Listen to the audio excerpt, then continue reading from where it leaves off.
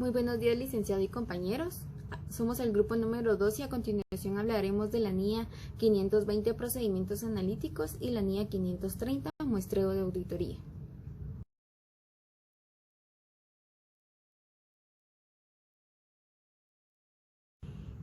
El alcance de la NIA 520 tiene dos puntos importantes. El primero es tratar el empleo de los procedimientos analíticos como procedimientos sustantivos, y el segundo es tratar la responsabilidad que tiene un auditor de aplicar en una fecha cercana a la finalización de la auditoría procedimientos analíticos que faciliten alcanzar la conclusión global sobre los estados financieros. Esta norma le da dos objetivos al auditor.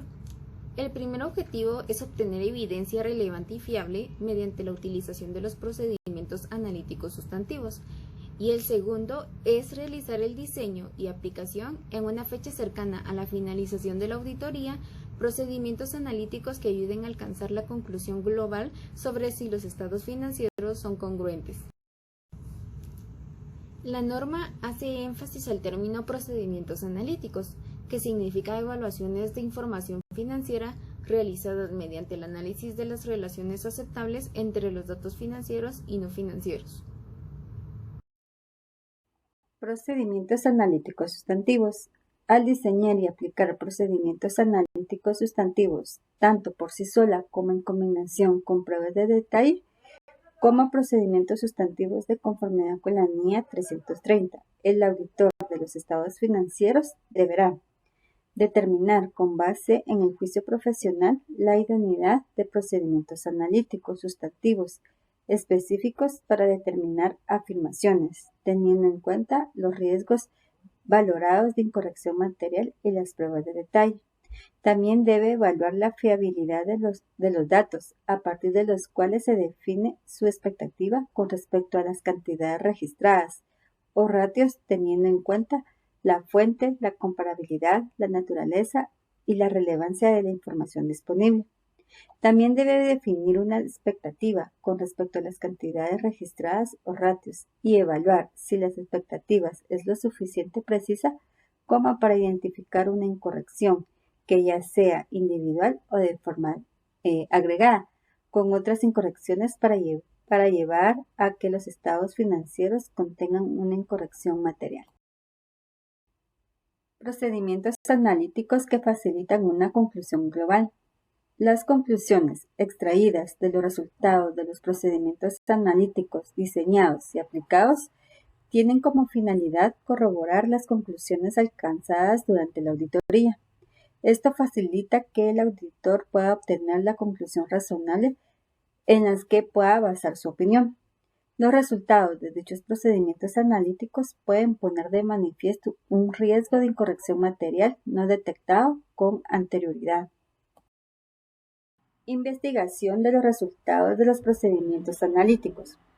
Si los procedimientos analíticos aplicados de conformidad con la NIA 520 revelan variaciones o relaciones incongruentes con otra información relevante o que difieran de los valores esperados en un importe significativo, el auditor investigará dicha diferencia mediante los siguientes procedimientos: indagación ante la dirección, aplicar otros procedimientos según sea necesario.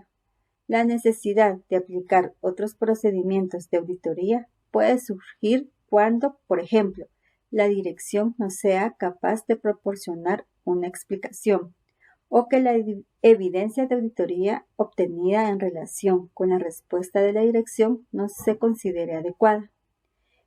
Existen dos tipos de procedimientos sustantivos.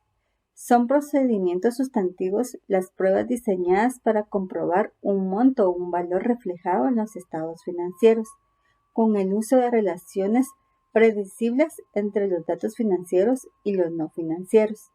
Se aplican principalmente en grandes volúmenes de transacciones.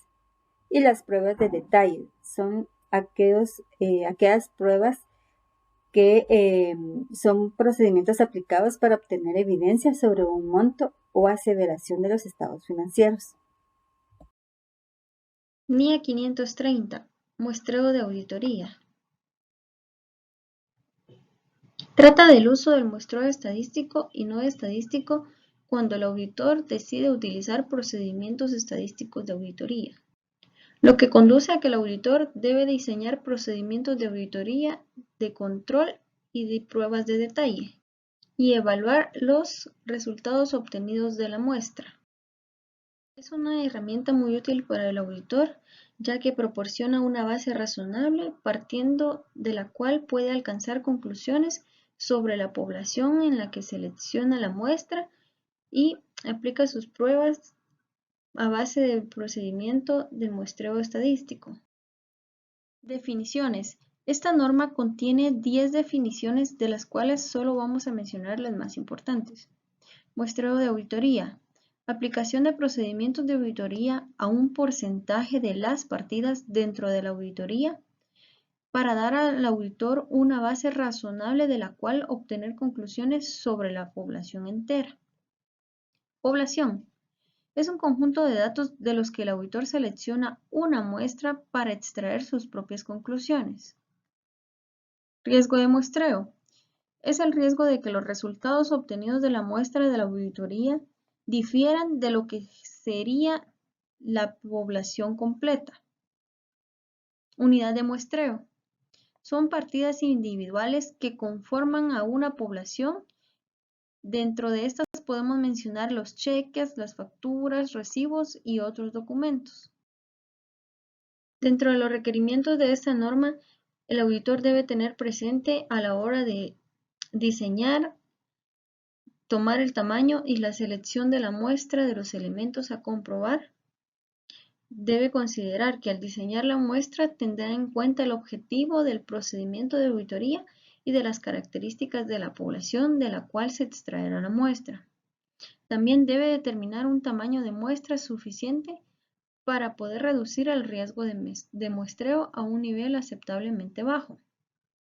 Debe seleccionar los elementos de la muestra de forma que todas las unidades de muestreo de la población tengan posibilidad de ser seleccionadas.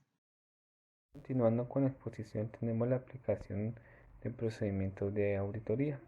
El auditor aplicará procedimientos de auditoría adecuados para el objetivo de cada elemento seleccionado. Si este procedimiento no es aplicable a ese elemento, el auditor deberá usar un procedimiento o un elemento de sustitución. Por ejemplo, tenemos que cuando las cartas de confirmación positiva no hay una respuesta, el auditor puede utilizar alternativas adecuadas para hacer un examen de los cobros posteriores junto a una evidencia de su procedencia.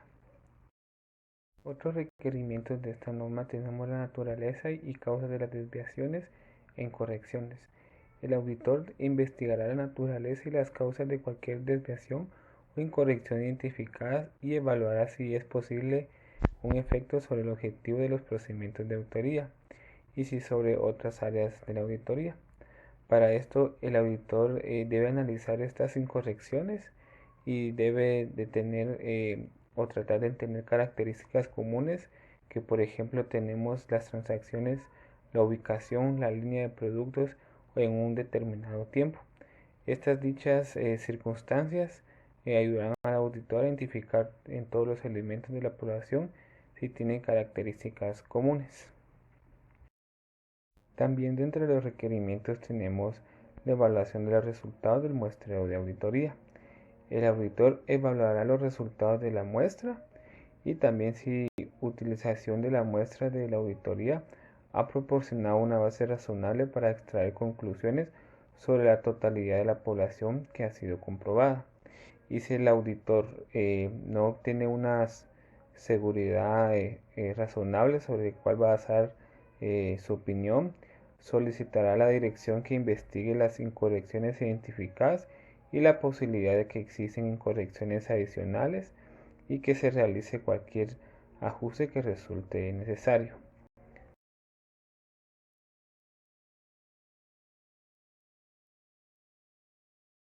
En el anexo 1 nos indica que es necesario considerar las características de la población sobre la cual se va a extraer la muestra. Esto para poder identificar qué es mejor, si realizar una estratificación o una selección ponderada por el valor. La primera consiste en dividir la población en subconjuntos que contengan una característica que los identifique. y nos brinda un ejemplo de lo que son las cuentas por cobrar, que podría dividirse en un estrato, el cual sería los saldos por antigüedad. En este caso es la característica que une a estos elementos, que sería la antigüedad, y ese sería uno de los estratos. O por la otra forma, que sería la selección ponderada por el valor, que en este caso se tomarían en cuenta las unidades monetarias de los elementos que se van a determinar dentro de la muestra. Y adicionalmente, esta parte de la selección ponderada se puede combinar ya sea con la muestra o con la selección aleatoria y con la selección sistemática. El anexo 2 y el anexo 3 tratan acerca de factores que influyen en el tamaño de la muestra, tanto al momento de realizar pruebas de control como de detalle. Sin embargo, mencionaremos algunos ejemplos de las pruebas de detalle. Un incremento en el riesgo de incorrección material, pues esto va a causar que el tamaño de que la muestra a auditar incremente. Igual, en caso contrario, si el riesgo de incorrección material disminuyera, también el efecto en el tamaño de la muestra sería una disminución. Por ejemplo, al momento de utilizar estratificación de la población cuando resulte adecuado, pues esto va a causar que disminuya también el tamaño de nuestra muestra. Y en caso contrario de no usarlo, pues sería un incremento en el tamaño de la muestra. Y el anexo número 4 indica los métodos de selección de muestra, que tenemos la selección aleatoria, la selección sistemática, que consiste en dividir las unidades de la población dentro del tamaño de la muestra para obtener un intervalo. Tenemos el muestreo por unidad monetaria mencionado en el anexo 1, la selección incidental y la selección en bloque. Muchas gracias.